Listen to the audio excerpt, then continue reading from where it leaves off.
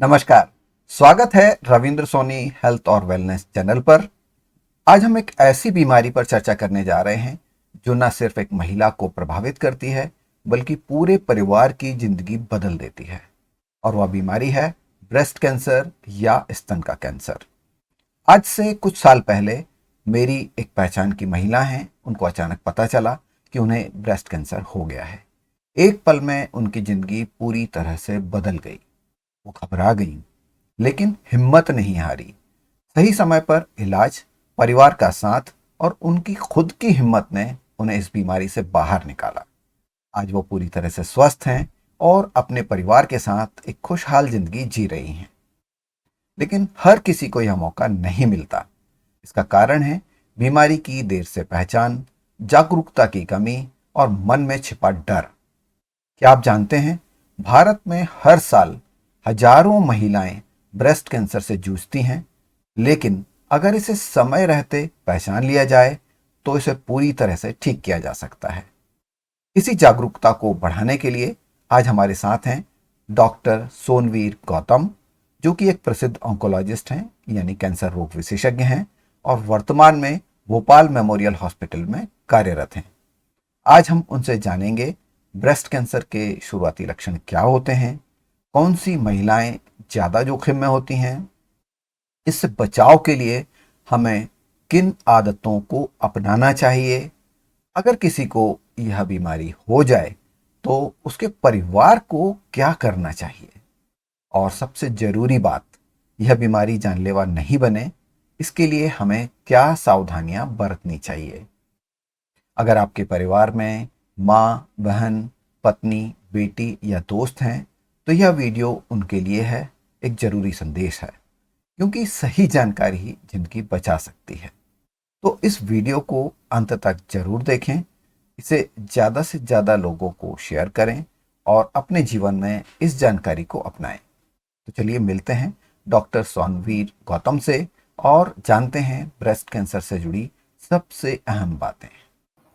Doctor Sonveer, आपका बहुत बहुत स्वागत है Ravindra Soni health and wellness में। जी सर। और सबसे पहले हम शुरुआत करेंगे कि ये जो ब्रेस्ट कैंसर होता है इसको समझने से शुरुआत करेंगे कि ब्रेस्ट कैंसर आखिर होता क्यों है और इंडिया में बहुत कॉमन है, इसके क्या यस कारण सर। आप देखते हैं। Yes sir. तो आज हमारा जो सेशन है वो मेनली स्तन कैंसर के ऊपर है कि स्तन कैंसर हमारे भारत देश में जिस तरीके से बढ़ रहा है एंड नंबर ऑफ केस जिस तरीके से इसके बढ़ रहे हैं, अगर हम बात करें स्तन कैंसर के, जो पुराना डाटा उठाते हैं 2015 का, तो उसमें जो केस थे वो थे भारत देश में, जो न्यू डायग्नोसिस पर या जो केस होते वो थे 1,55,000।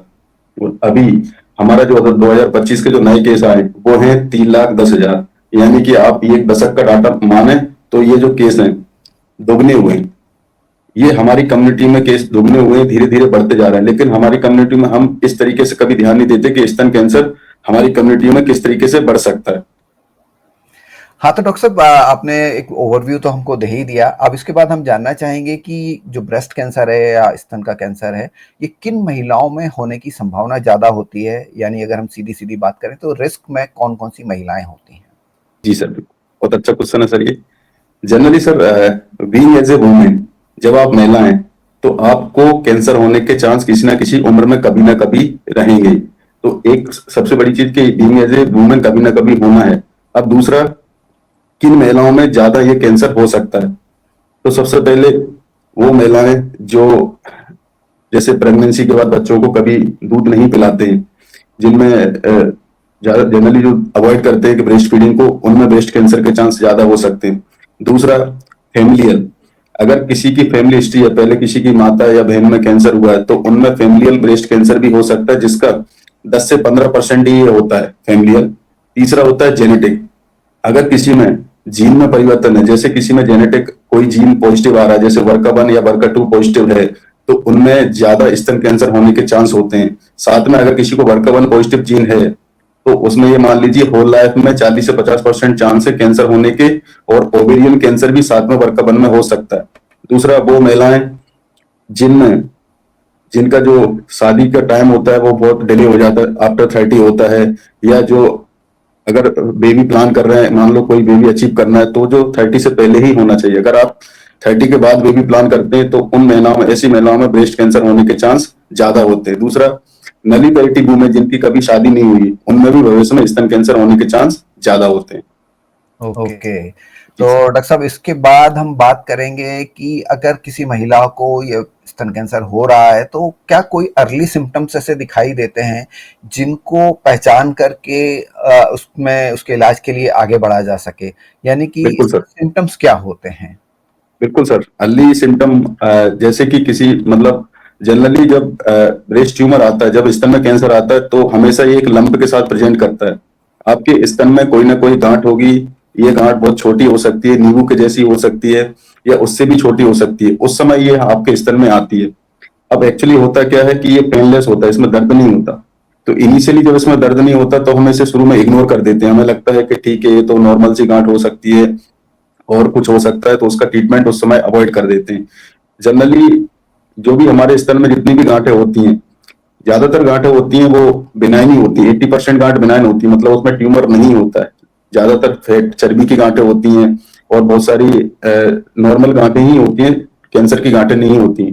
तो उस समय इस चक्कर में ये सब चीजें थोड़ी डिले भी हो जाती हैं। दूसरा, स्तन कैंसर के जो शुरुआती लक्षण होते हैं, ब्रेस्ट में गांठ आना, कभी कभी हमारा जो निपल एरियल कॉम्प्लेक्स है, जो निपल होता है, वो अंदर की तरफ चला जाता है। दूसरा, स्तन में जब निपल से रेड कलर का डिस्चार्ज भी हो सकता है, कोई सिरस कलर का डिस्चार्ज भी आता है।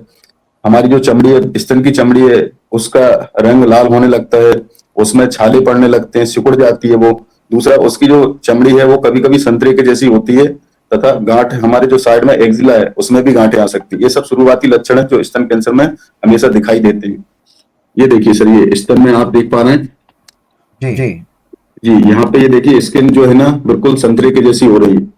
कहीं ना कहीं इनको लिम्फेटिक ऑब्स्ट्रक्शन हो रहा जी है। हाँ। ये पूरी स्किन रेड हो रही है। हाँ, यहाँ भी देखिए परिवर्तन किस तरीके से लाल लाल आ रहा है स्तन में। बिल्कुल।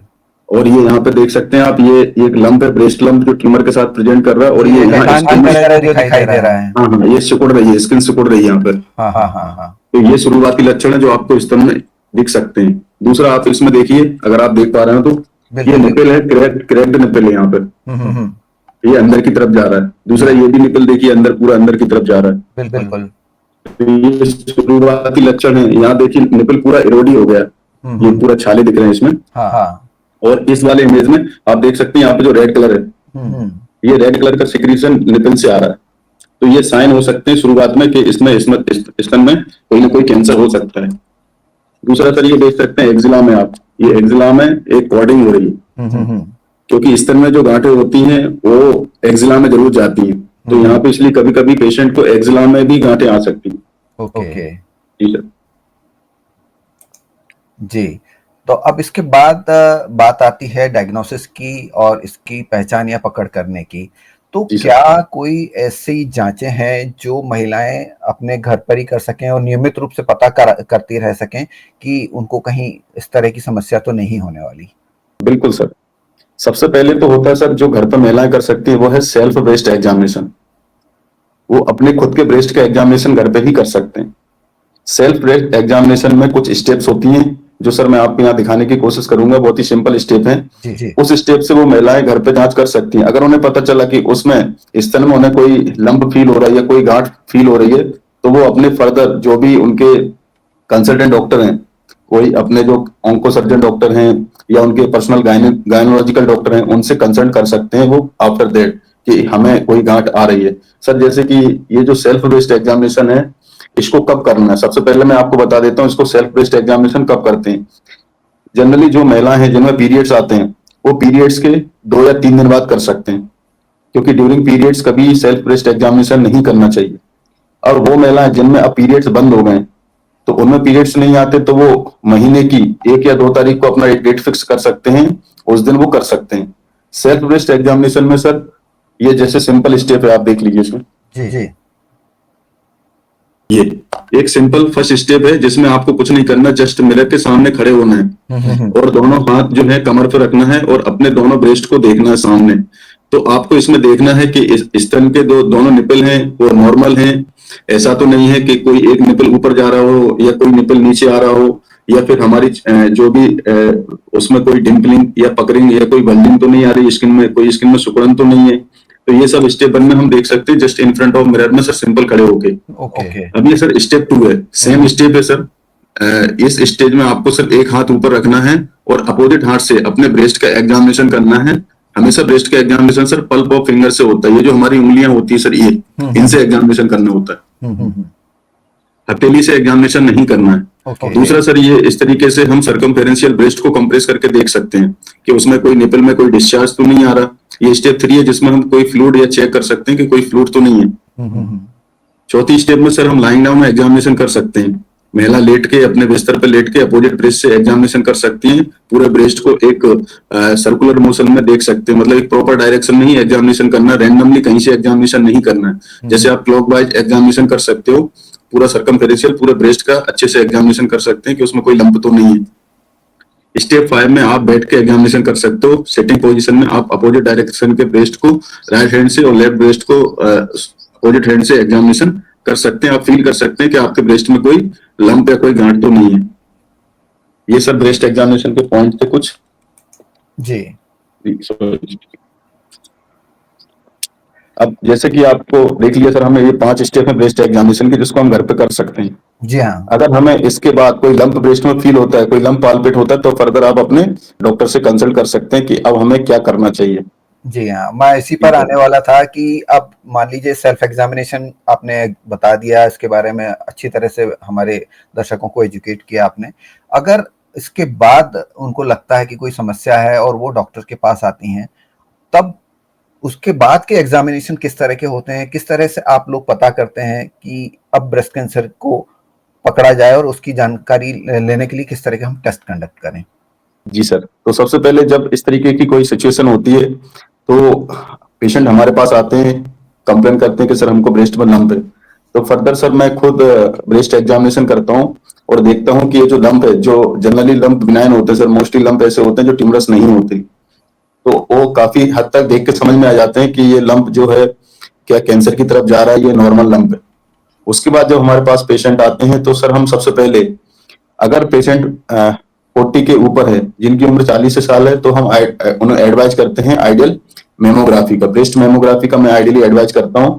अगर पेशेंट सर 40 से कम है, क्योंकि ज्यादा कम एज में, यंग एज में जो ब्रेस्ट होता है वो काफी फैटी होता है, तो उसमें कभी कभी मेमोग्राफी में बहुत सारी चीजें नहीं आती, तो उसमें आइडियली हम सोनोग्राफी प्रेफर करते हैं कि पता चल जाता है। जब सर हमारे पास पेशेंट मेमोग्राफी की रिपोर्ट लेके आता है, मेमोग्राफी बहुत ही सिंपल प्रोसीजर है सर, इसमें मैं आपको दिखा देता हूँ। ये जी सर, ये मेमोग्राफी की सर सिंपल मशीन है, जैसे एक्सरे होता है वैसे सिंपल मेमोग्राफी होती है। इसमें यहाँ पे हम महिला जिसका एग्जामिनेशन करना है यहाँ स्तन रखते हैं और ऊपर से ये रेडिएशन डाल देते हैं सर, और सिंपल एक्सरे जैसी फिल्म आती है मेमोग्राफी की। ये आप देख सकते हैं सर, ये नॉर्मल मेमोग्राफी है स्तन की, ये नॉर्मल ब्रेस्ट है महिलाओं का। इसमें कोई ऐसे लंप ऐसा कोई हमें कुछ दिख नहीं रहा, सब सिंपल नॉर्मल है। अब सर मैं आपको दर्शाता हूँ, ये सर एक मेमोग्राफी की इमेज है। यहाँ पे आप देख सकते हैं सर, ये नॉर्मल ब्रेस्ट की इमेज है जिसमें फैट कम है, और ये यहाँ पे आप देख सकते हैं ब्रेस्ट काफी डेंस है। आप देख पा रहे हैं सर, ये बिल्कुल दिखाई दे रहा है। हाँ, ये डेंस ब्रेस्ट है और इसकी डेंसिटी कम है। तो जो सर डेंस ब्रेस्ट होता है, मेमोग्राफी में हमें ये पता चल जाता है कि जो ब्रेस्ट डेंस है उसमें कैंसर होने के चांस ज्यादा होते हैं रेदर देन नॉर्मल ब्रेस्ट। तो हमें एक मेमोग्राफी से हम ये भी पता कर सकते हैं सर। देखिए सर, इसमें ये जो मेमोग्राफी पिक्चर है, इसमें इनिशियली हम पता कर सकते हैं कि कहाँ किसको कितने % कैंसर कहीं छुपा हुआ है। ये देखिए आप, छोटे छोटे डिपॉजिट दिख रहे हैं सर, ये बिल्कुल दिखाई दे रहे हैं। तो ये कैंसर का साइन है सर, ये कैल्सिफिकेशन होता है, इसमें कैंसर हो सकता है। ये लंप देखिए सर आप, यहाँ पे नीचे की तरफ ये छोटा हुआ लंप है, ये पीछे की तरफ है स्तन में, बहुत ज्यादा वाइट हो रहा है ये, ब्लू व्हाइट है, तो ये ब्रेस्ट कैंसर का साइन है सर। ये लंप पीछे की तरफ है, तो जनरली हम जब एग्जामिनेशन करते हैं तो ये लंप छुप जाता है, लेकिन ये मेमोग्राफी में आ जाता है, हम इसको पता कर सकते हैं। सबसे सिंपल प्रोसीजर है सर मेमोग्राफी। जी सर। अब इसके बाद बात आती है कि जब जांच हो गई और आपने बताया कि मेमोग्राफी के जरिए पता चल जाता है कि इसमें कैंसर के जो भी एजेंट्स हैं वो मौजूद हैं, अगर कैंसर डिटेक्ट होता है तो इसके बाद किस तरह के ट्रीटमेंट्स इस तरह के पेशेंट्स को दिए जाते हैं, उसके बारे में थोड़ा बताएं। जी सर, सबसे पहले सर जब मेमोग्राफी के पेशेंट रिपोर्ट मेरे पास लेके आता है, तब हम पता करते हैं कि मेमोग्राफी में क्या चेंजेस हैं, किस तरीके के सस्पिशियस चेंजेस उन्होंने बताए। अगर सर वो विराट फोर्स के ऊपर जा रहा है तो ये माना जाता है कि हमारा जो क्लासिफिकेशन लेवल है ये माना जाता है कि उसमें कैंसर के चांस होते हैं, तब फिर हम पेशेंट की बायोप्सी करते हैं, ट्रू कट बायोप्सी करते हैं। जनरली सर जो पेशेंट होते हैं वो बायोप्सी से डरते हैं। आजकल जो फोबिया है बायोप्सी को लेके कि जब भी हम बायोप्सी कराते हैं तो उसकी वजह से कैंसर बढ़ जाता है, फैल जाता है, तो बायोप्सी नहीं कराना चाहिए। और बायोप्सी कैसे होती है उस प्रोसीजर को लेके भी लोग डर जाते हैं, बोले हॉस्पिटल के लिए बोले बायोप्सी के लिए नहीं आएंगे। तो सर सिंपल मैं आपके साथ शेयर कर रहा हूँ, एक बायोप्सी गन है हमारे पास। ये देखिए सर, बहुत ही पतली निडल की गन होती है ये। इसको सर स्टर्न में फायर करना है और सर सैंपल ले लेते हैं। तो इससे कभी डरने की जरूरत नहीं है कि जो बायोप्सी होती है इससे कोई कैंसर या ट्यूमर फैलता नहीं है। मैं यही निवेदन करूंगा कि जो डॉक्टर्स की एडवाइस है उसको जरूर फॉलो करें, क्योंकि वो आपके हित ही में होती है। और आज की डेट में इतने ज्यादा साइंटिफिक डेवलपमेंट्स हो गए हैं कि परफेक्शन बहुत आ गया है। और जी इस सर। परफेक्शन के चलते जो पहले के बातें जो हुआ करती थी कि इस तरह से कोई स्प्रेड होने लगता है, क्योंकि उस समय अगर जरा सा भी बॉच हो जाता था, जिसको कहते हैं कि थोड़ा सा भी अगर सही तरीके से उसकी आपने नहीं की है तो फैलने के चांसेस होते थे। लेकिन आज परफेक्शन आ गया है, इतनी टेक्नोलॉजी आगे बढ़ गई है, इक्विपमेंट्स भी बहुत एडवांस हो गए हैं, तो इसके जी सर। चलते अब उतनी दिक्कतें नहीं आती हैं। जी तो सर। डॉक्टर साहब, इसके बाद हम अब आगे बढ़ते हैं और जी सर। अगली तो जो हम चर्चा करेंगे कि अब जो ट्रीटमेंट है वो किस तरह से आगे बढ़ता है, किन किन स्टेजेस में आप कैंसर को देखते हैं, और इसमें आगे किस तरह की संभावनाएं जो ट्रीटमेंट को लेकर के हैं वो बताएं। जी सर। सर जनरली जो पेशेंट आते हैं आजकल हमारे पास, जो पेशेंट आते हैं वो मोस्टली स्टेज 3 या स्टेज 4 में आते हैं। इतना डिले प्रेजेंटेशन रहता है उनका। और अब ये ब्रेस्ट कैंसर है काफी सर 100% ट्रीटेबल हो चुका है हमारे देश में अभी। हम कई सारे पेशेंट को ट्रीट कर सकते हैं अगर वो हमारे पास अर्ली स्टेज में आते हैं। अगर वो हमारे पास स्टेज 1 में आते हैं, स्टेज 2 में आते हैं, तो वो 100% ट्रीटेबल है। लेकिन जनरली पेशेंट किसी कारण से जो भी है हमारे पास लेट ही आते हैं। तो इसमें ट्रीटमेंट में सर क्या करते हैं, अगर पेशेंट स्टेज 1 स्टेज 2 में आ रहे हैं तो हमारा जो सर ट्यूमर का पैटर्न है अगर वो अग्रेसिव नहीं है तो हम इसमें इनिशियली फेज में सर्जरी करके उनका पूरा स्तन भी बचा सकते हैं। पहले क्या करते थे सर, पूरा स्तन निकाल देते थे। आज हमने ये ऐसे स्तन पूरा नहीं निकालने की जरूरत होती, जितना पार्ट है कैंसर का उतना निकाल देते हैं और उनका पूरा स्तन वापस से बचाया जा सकता है।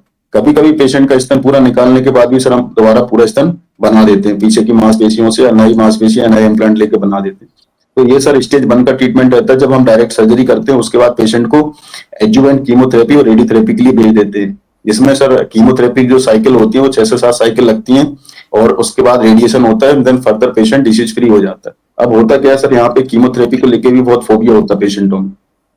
वो कहते हैं कि सर हम कीमोथेरेपी नहीं लेंगे, मना करते हैं, बोले सर हमने, हमारे गांव में कोई थे या हमारे पहचान वाले थे वो कीमोथेरेपी ले रहे थे और उनके साथ ऐसा हो गया, उनके बाल झड़ गए, उनका ये कीमोथेरेपी की वजह से डेथ हो गई। तो इस केस में सर, जैसे मैंने अभी कई सारे पेशेंट ऑपरेट किए, उनमें से 2-3 पेशेंट ऐसे हैं कि सर्जरी कराने के बाद कीमोथेरेपी नहीं ले रहे। काफी मैंने काउंसलिंग की लेकिन वो डरे हुए।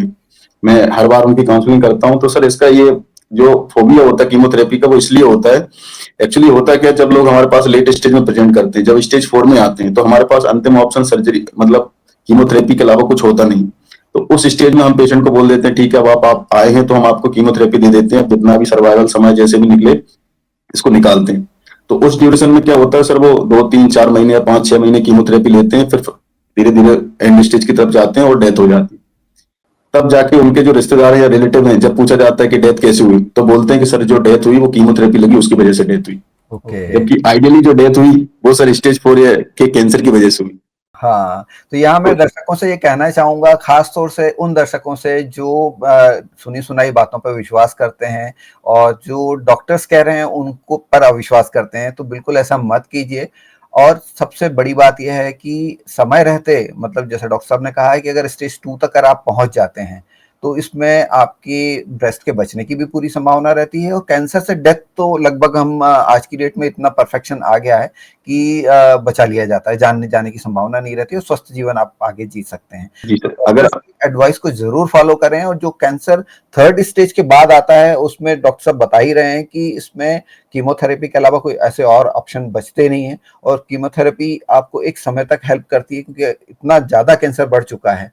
तो वो कहीं ना कहीं आपके दिमाग में ये आ जाता है कि शायद कीमोथेरेपी दी गई, इस वजह से डेथ हुई। जी जी सर, डॉक्टर बाकी सर जैसे स्टेज 1 स्टेज 2 में जो पेशेंट आते हैं उनका जो सर्वाइवल होता है सर ट्रीटमेंट के बाद वो मोर देन 10 ईयर से ज्यादा होता है सर। मतलब 10 साल तक वो कैंसर फ्री हो सकते हैं, उनमें कैंसर नहीं आता है। स्टेज 3 का भी सर्वाइवल सर अच्छा है। स्टेज 4 में तो सर हम पैलिएटिव या सपोर्टेड ट्रीटमेंट देते हैं, और स्टेज 3 में भी सर जब पेशेंट हमारे पास आता है तो हम इनिशियली उसको 2 या 3 साइकिल कीमो देते हैं, उसके बाद पेशेंट को ऑपरेट करते हैं, देन सर रेडियोथेरेपी के लिए भेजते हैं। तो सर सबसे अच्छा है स्टेज 1 और स्टेज 2 का ट्रीटमेंट, जिसमें अगर पेशेंट हमारे पास अर्ली प्रेजेंटेशन में आता है, सबसे पहले अर्ली डिटेक्शन, जैसे मैंने बताया सर, सेल्फ बेस्ड एग्जामिनेशन करते हैं और पहले से ही पता चल जाता है तो हमारे पास आता है, तो उसका सर सर्वाइवल ये मान लीजिए सर 100% है। मतलब आपको डरना नहीं है, वो जस्ट लाइक ट्यूमर हुआ ही नहीं सर, वो सिंपल सिंपल डिसीज मान सकते हैं सर उसको। ओके। जी तो सर। डॉक्टर साहब, इसके बाद बात आती है प्रिवेंटिव मेजर्स की। तो वैसे तो कैंसर के बारे में कहा जाता है कि सब ये अचानक आने वाली समस्या होती है, कहाँ और किस चीज से ट्रिगर हो जाएगा यू नेवर नो। कई बार कहा जाता है कि सब ये कैंसर तंबाकू की वजह से, शराब की वजह से, या और इस तरह के जो ट्रिगर्स होते हैं उनकी वजह से आता है। लेकिन कई लोग ऐसे होते हैं जिनको इस तरह की कोई आदत नहीं होती है, उसके बावजूद उनको ये समस्या आती है। तो एक चीज तो हम यहाँ ये जानना चाहेंगे कि क्या ये किसी को भी हो सकता है, कभी भी हो सकता है, और दूसरा इसके प्रिवेंटिव मेजर्स क्या होते हैं, क्या ऐसे उपाय हमको अपनाने चाहिए जिससे कि कैंसर ना हो।